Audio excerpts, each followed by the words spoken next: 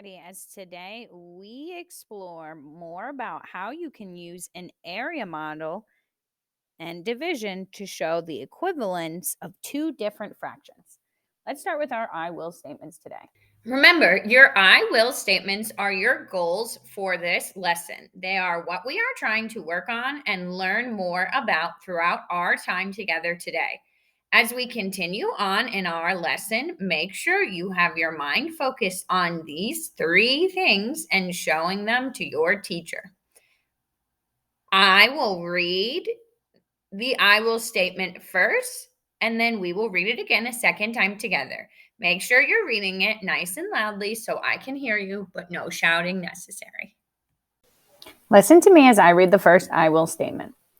I will identify equivalent fractions. Read that statement with me. I will identify equivalent fractions. Let's look at the second statement. I will draw area models to represent fractions. Read that second one with me. I will draw area models to represent fractions. And our last one, listen to me first. I will multiply basic facts. Read that one with me. I will multiply basic facts. Nice job, mathematicians. Let's get into our first activity for today. For our first activities, you will need a whiteboard and a marker. We are going to work on our adding and subtracting skills to start. For this activity, I will give you a number and word form, and your job on your personal whiteboards is to write it in standard form. After that, I'll give you a second number, and we'll repeat the same thing. With the two numbers, we'll then add them together using the standard algorithm to get a total. Let's start with the first one. If I gave you the number 532,367 ones. Write that as a number in standard form now. Pause the video and come back when you're ready for the answer. To write this number in standard form, I would write 367s in my ones place. I'll put a comma to show I'm moving on to my thousands place, and I'll fill in the three numbers in front of the thousands place. Now I have my first number in our addition problem. The next number that I'm going to give us is 423,142 ones. Write this number in standard form on your whiteboards now. Pause the video and come back when you're ready for the answer. To write this number in standard form, we would write 423,142. We'd follow the same process as the first one. We'd write our 142 ones and put our comma, and then go on to our thousands place. There's three numbers, so we can just fill them into our thousands place. Now that we have two numbers written in standard form, let's write these using the standard algorithm and add them up now. If we were to add these two numbers together using the standard algorithm, we would take the two numbers and stack them on top of each other to start. So I'll do that on my whiteboards. Do that on your whiteboards as well. And then we are going to add these two numbers. Add along with me and say the numbers out loud as I ask for them.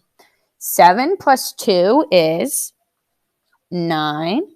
6 plus 4 is 10. We write the 0, carry the 1. 3 plus 1 is 4, plus another 1 is 5. We have our comma mark because we're going on to the thousands, so we can add that in. 2 plus 3 is 5. 3 plus 2 is 5. And 5 plus 4 is 9. Now let's clear our boards and try another one. I am going to give you two numbers, and you are going to write them in standard form and add them together. Here are the two numbers for you to try. The one I want you guys to try on your boards is the following: 671 thousands, 526 ones, plus 264 thousands, 756 ones. Try this once on your board and come back and I'll show you the final answer. The answer for this would turn out to be 936,282 ones. Let's try this same idea, but now with subtraction problems. Try the following subtraction problem on your whiteboards. 916,451 minus 615,137 ones. Come back when you are ready to see this answer and using the standard algorithm. The answer for this one is 301,313 ones. Nice job, mathematicians. Let's get into our activity today. You want to keep your personal whiteboards, but clear them off and do a stretch before we get started. Today, we're going to work on simplifying fractions by composing larger fractional units and using division to help us. Let's start with the first fraction, 6/12. Write this on the top of your whiteboards. Let's start by drawing an area model to show 6/12. To draw this model, start with a larger square. Draw 5 lines across. 2, 3, 4, 5. I need a little bit more space, so I'm just going to expand my square out a little bit. That's fine. All right, now we have 1, 6. We want to make this into 12. So now we have 12 different parts, and we need to color in 6 of those pieces to represent our first fraction, 6/12.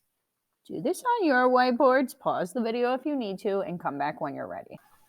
Now that we know we have 6/12 represented in this image, we can also think if we see any fractions that might be equivalent to 6/12. If I look at this image in a whole and I took out all of the lines but kept this whole side colored in, I could see that half of the model is colored in. If I'm thinking about larger units, 1/2 or 6/12, a half is representing a larger unit.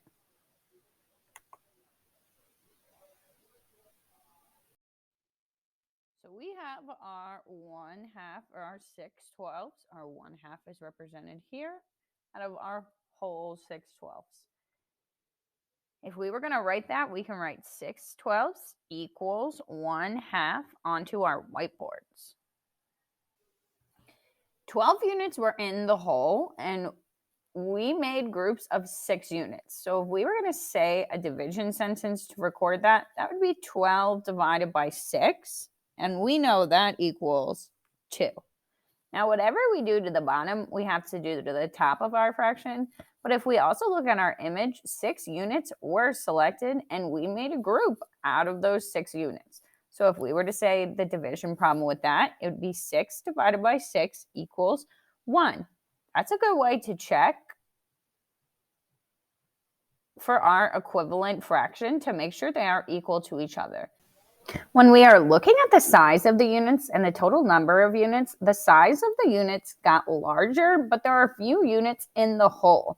The units are 6 times as large, but the number of the units is 6 times as less. So because of this, our units were able to get larger, and the number of units got a lot smaller. You will continue to find equivalent fractions by breaking down more area models and using division problems to help represent